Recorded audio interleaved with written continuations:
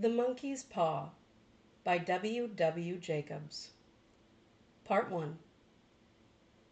Without, the night was cold and wet, but in the small parlor of Laburnum Villa the blinds were drawn and the fire burned brightly. Father and son were at chess.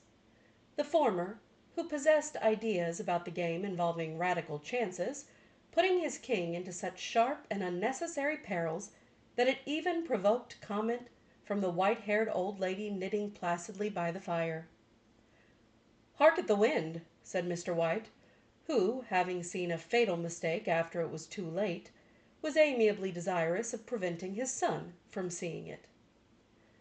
"I'm listening," said the latter grimly surveying the board as he stretched out his hand. "Check."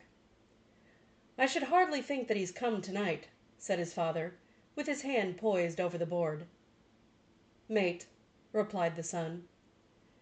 "That's the worst of living so far out," bawled Mr. White with sudden and unlooked-for violence. "Of all the beastly, slushy, out-of-the-way places to live in, this is the worst." "Never mind, dear," said his wife soothingly. "Perhaps you'll win the next one." Mr. White looked up sharply, just in time to intercept a knowing glance between mother and son. The words died away on his lips, and he hid a guilty grin in his thin gray beard. "There he is," said Herbert White as the gate banged so loudly and heavy footsteps came toward the door. The old man rose with hospitable haste, and opening the door was heard condoling with the new arrival. The new arrival also condoled with himself, so that Mrs. White said, "Tut, tut," and coughed gently as her husband entered the room, followed by a tall, burly man, beady of eye and rubicund of visage. "Sergeant Major Morris," he said, introducing him. The sergeant major took hands and, taking the proffered seat by the fire, watched contentedly as his host got out whiskey in tumblers and stood a small copper kettle on the fire. At the third glass his eyes got brighter and he began to talk, the little family circle regarding with eager interest this visitor from distant parts, as he squared his broad shoulders in the chair and spoke of wild scenes and doughty deeds, of wars and plagues and strange peoples. 21 years of it," said Mr. White, nodding at his wife and son. "When he went away he was a slip of a youth in the warehouse. Now look at him." "He don't look to have taken much harm," said Mrs. White politely. "I'd like to go to India myself," said the old man, "just to look around a bit, you know." "Better where you are," said the sergeant major, shaking his head. He put down the empty glass and, sighing softly, shook it again. "I should like to see those old temples and fakirs and jugglers," said the old man. "What was that you started telling me the other day about a monkey's paw or something, Morris?" "Nothing," said the old soldier hastily. "Leastways, nothing worth hearing." "Monkey's paw?" said Mrs. White curiously. "Well, it's just a bit of what you might call magic, perhaps," said the Sergeant Morris offhandedly. His three listeners leaned forward eagerly. The visitor absent-mindedly put his empty glass to his lips, and then set it down again. His host filled it for him again. "To look at," said the sergeant major, fumbling in his pocket, "it's just an ordinary little paw, dried to a mummy." He took something out of his pocket and proffered it.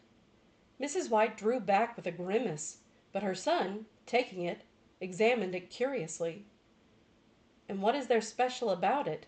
inquired Mr. White as he took it from his son, and having examined it, placed it upon the table. "It had a spell put on it by an old fakir," said the sergeant major, "a very holy man. He wanted to show that fate ruled people's lives, and that those who interfered with it did so to their sorrow. He put a spell on it, so that 3 separate men could each have 3 wishes from it."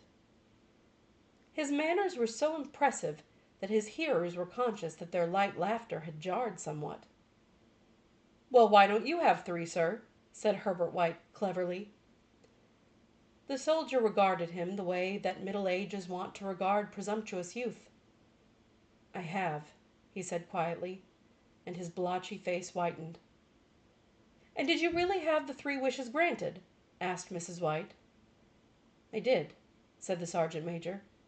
and his glass tapped against his strong teeth. "And has anybody else wished?" persisted the old lady. "The first man had his 3 wishes, yes," was the reply. "I don't know what the first 2 were, but the third was for death. That's how I got the paw." His tones were so grave that a hush fell upon the group. "If you've had your 3 wishes, it's no good to you now, then, Morris," said the old man at last. "What do you keep it for?" The soldier shook his head. "Fancy, I suppose," he said slowly. "I did have some idea of selling it, but I don't think I will. It has caused me enough mischief already. Besides, people won't buy. They think it's a fairy tale, some of them, and those who do think anything of it want to try it first and pay me afterward." "If you could have another 3 wishes," said the old man, eyeing him keenly, "would you have them?" "I don't know," said the other. "I don't know." He took the paw, and dangling it between his forefinger and thumb, suddenly threw it upon the fire. White, with a slight cry, stooped down and snatched it off. "Better let it burn," said the soldier solemnly. "If you don't want it, Morris," said the other, "give it to me." "I won't," said his friend doggedly.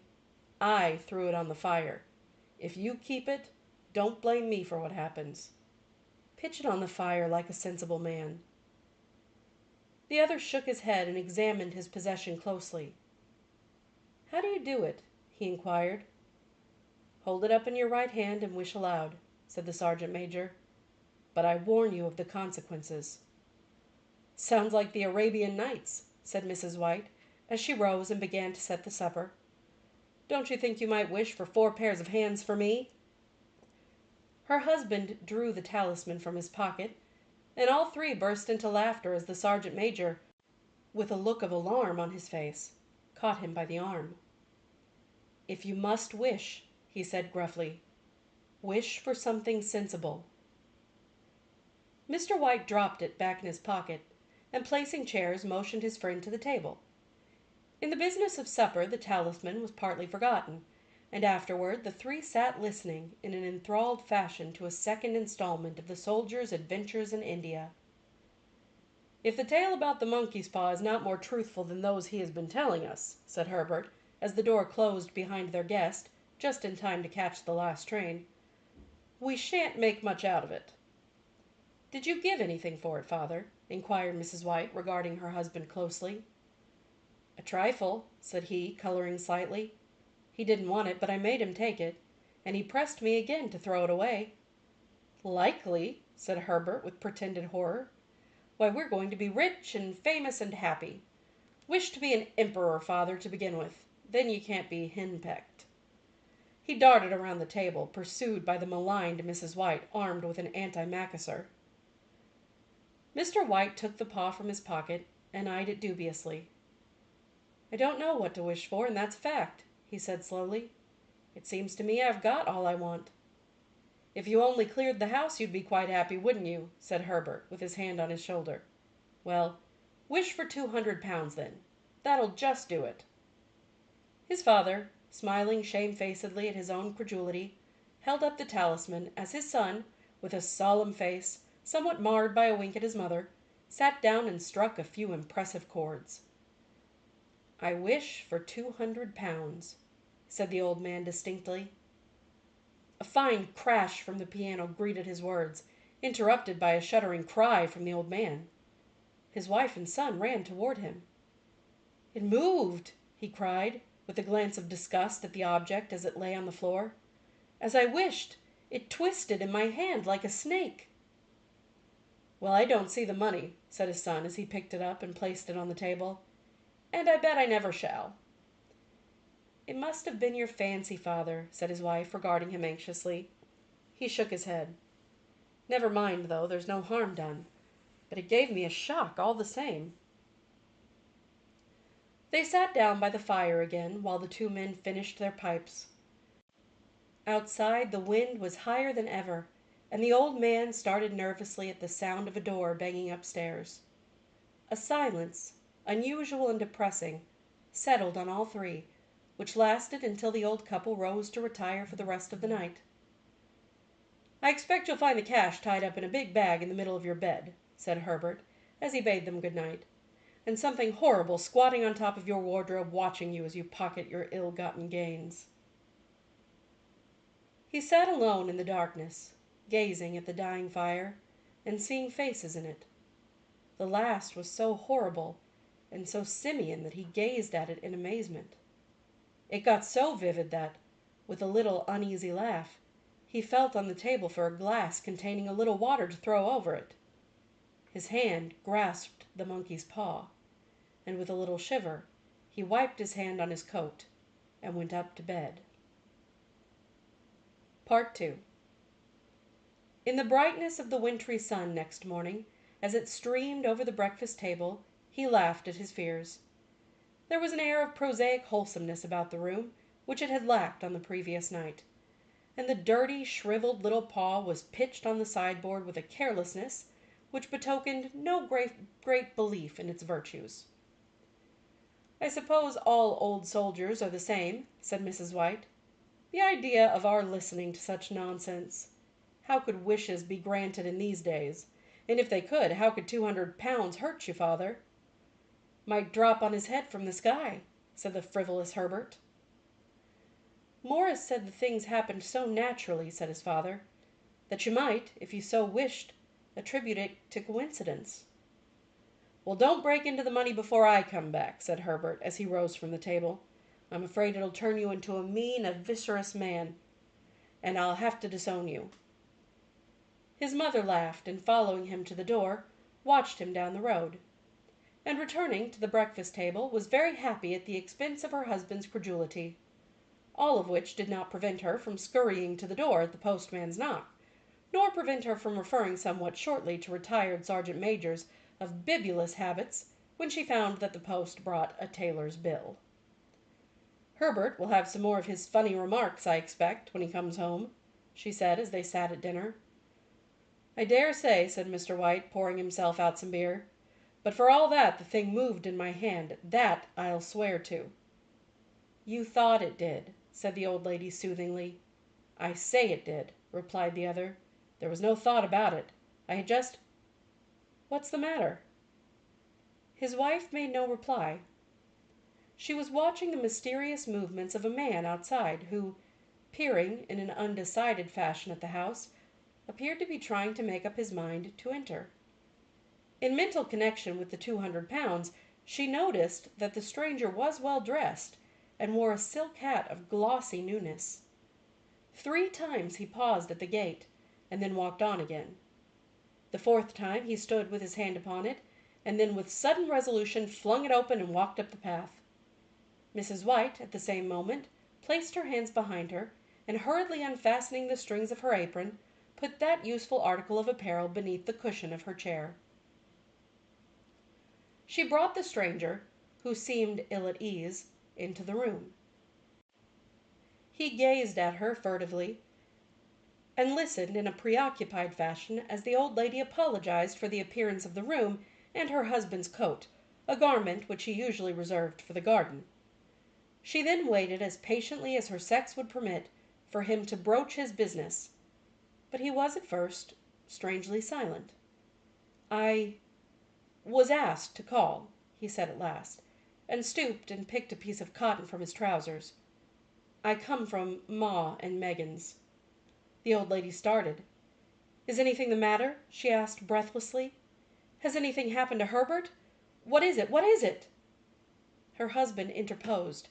"There, there, mother," he said hastily. "Sit down and don't jump to conclusions. You've not brought bad news, I'm sure, sir?" and eyed the other wistfully. "I'm sorry," began the visitor. "Is he hurt?" demanded the mother wildly. The visitor bowed in assent. "Badly hurt," he said quietly. "But he is not in any pain." "Oh, thank God," said the old woman, clasping her hands.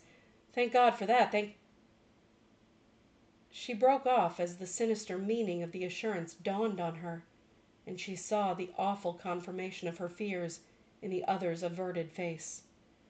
She caught her breath, and turning to her slower-witted husband, laid a trembling hand on his. There was a long silence. "He was caught in the machinery," said the visitor, at length, in a low voice. "Caught in the machinery," repeated Mr. White, in a dazed fashion. "Yes." He sat staring out the window, and taking his wife's hand between his own, pressed it as he had been wont to do in their old courting days nearly 40 years before. "He was the only one left to us," he said, turning gently to the visitor. "It is hard." The other coughed and, rising, walked slowly to the window. "The firm wishes me to convey their sincere sympathy with you in your great loss," he said, without looking round. "I beg that you will understand I am only their servant, and merely obeying orders." There was no reply. The old woman's face was white, her eyes staring, and her breath inaudible. On the husband's face was a look such as his friend the sergeant might have carried into his first action. "I was to say that Ma and Meggins disclaim all responsibility," continued the other. "They admit no liability at all, but in consideration of your son's services, they wish to present you with a certain sum as compensation." Mr. White dropped his wife's hand, and rising to his feet, gazed with a look of horror at his visitor. His dry lips shaped the words. "How much?" "£200," was the answer. Unconscious of his wife's shriek, the old man smiled faintly, put out his hands like a sightless man, and dropped, a senseless heap, to the floor. III. In the huge new cemetery some 2 miles distant, the old people buried their dead, and came back to the house, steeped in shadows and silence. It was all over so quickly that at first they could hardly realize it, and remained in a state of expectation, as though something else would happen, something else which was to lighten this load, too heavy for old hearts to bear. But the days passed, and expectations gave way to resignation, the hopeless resignation of the old, sometimes miscalled apathy. Sometimes they hardly exchanged a word, for now they had nothing to talk about, and their days were long to weariness. It was about a week after that the old man, waking suddenly in the night, stretched out his hand and found himself alone. The room was in darkness, and the sound of subdued weeping came from the window. He raised himself in bed and listened. "Come back," he said tenderly. "You will be cold." "It is colder for my son," said the old woman, and wept afresh. The sounds of her sobs died away on his ears. The bed was warm, and his eyes heavy with sleep. He dozed fitfully, and then slept, until a sudden wild cry from his wife awoke him with a start. "The paw!" she cried wildly. "The monkey's paw!" He started up in alarm. Where is it? What's the matter?" She came stumbling across the room toward him. "I want it," she said quietly. "You've not destroyed it?"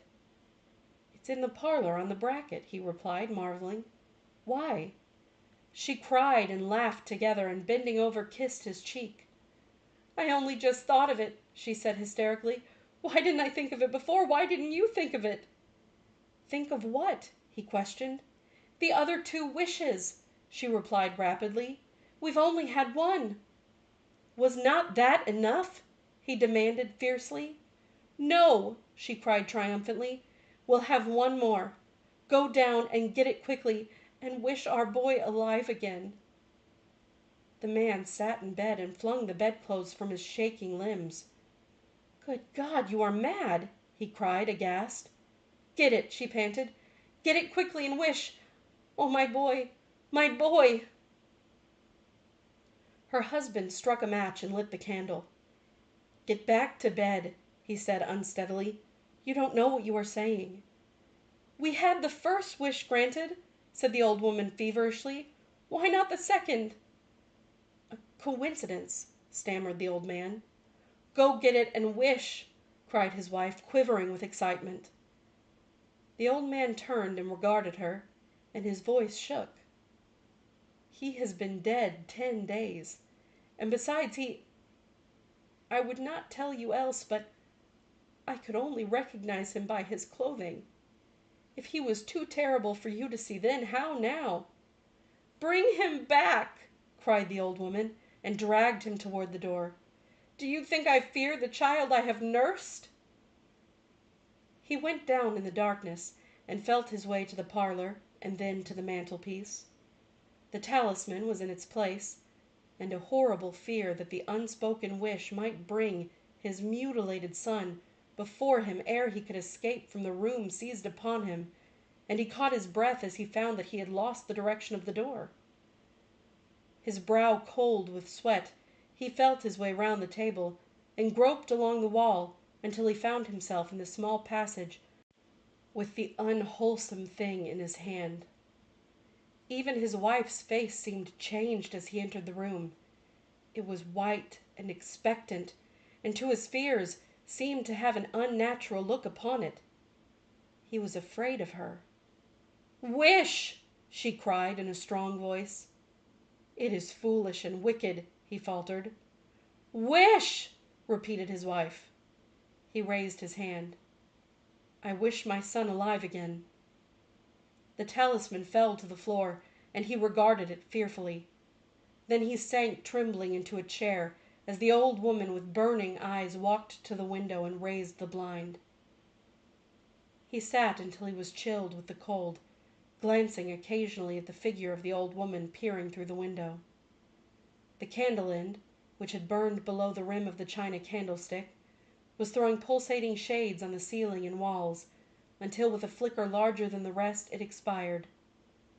The old man, with an unspeakable sense of relief at the failure of the talisman, crept back to his bed, and a minute afterward the old woman came silently and apathetically beside him. Neither spoke, but sat silently listening to the ticking of the clock. A stair creaked, and a squeaky mouse scurried noisily through the wall.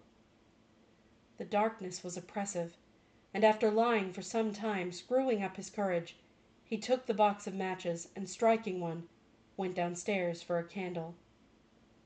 At the foot of the stairs the match went out, and he paused to strike another, and at the same moment a knock came, so quiet and stealthy as to be scarcely audible, sounded on the front door.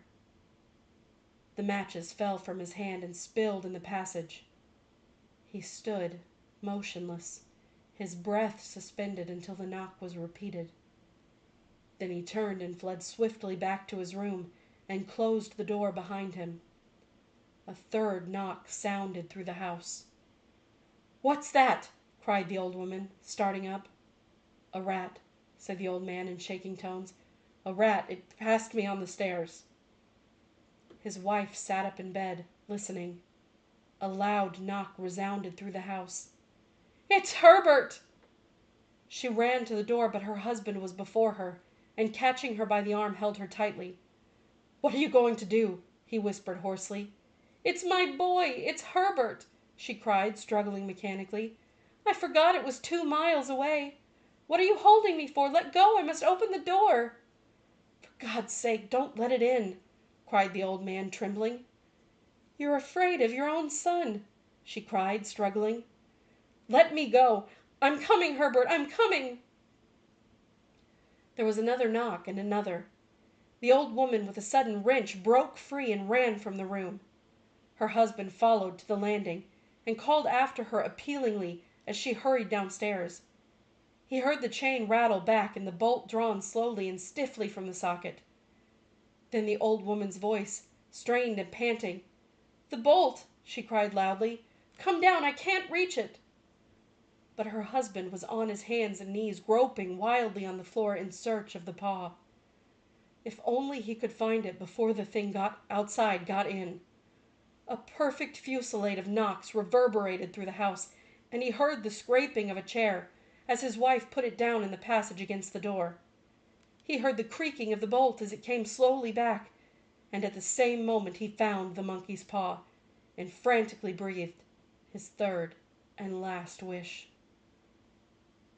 The knocking ceased suddenly. although the echoes of it were still in the house. He heard the chair drawn back and the door opened. A cold wind rushed up the staircase, and a long, loud wail of disappointment and misery from his wife gave him the courage to run down to her side, and then to the gate beyond. The street lamp flickering opposite shone on a quiet and deserted road.